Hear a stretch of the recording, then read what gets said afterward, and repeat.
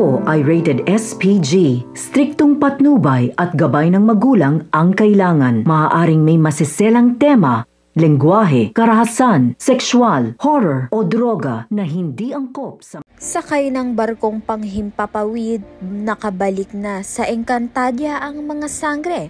Habang lumalapag ang kanilang sasakyan, dama nila ang bigat ng hangin at ang pagkawala nga ni Mitena.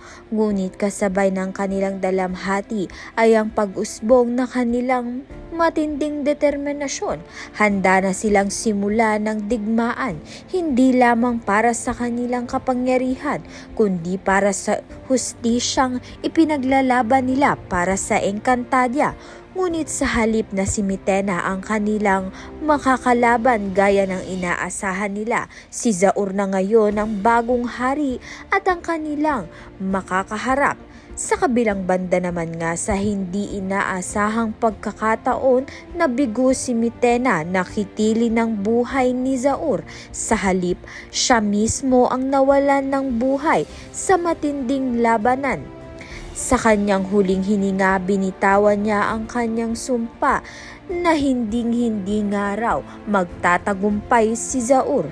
Makalipas ang ilang sandali, si Zaur na ang hinirang na bagong hari ng Encantadia at muling binalot ang kadiliban ng buong kaharian. Kaya naman nga't yan at iba pa ang dapat nating pakaabangan. Maraming salamat sa iyong panonood.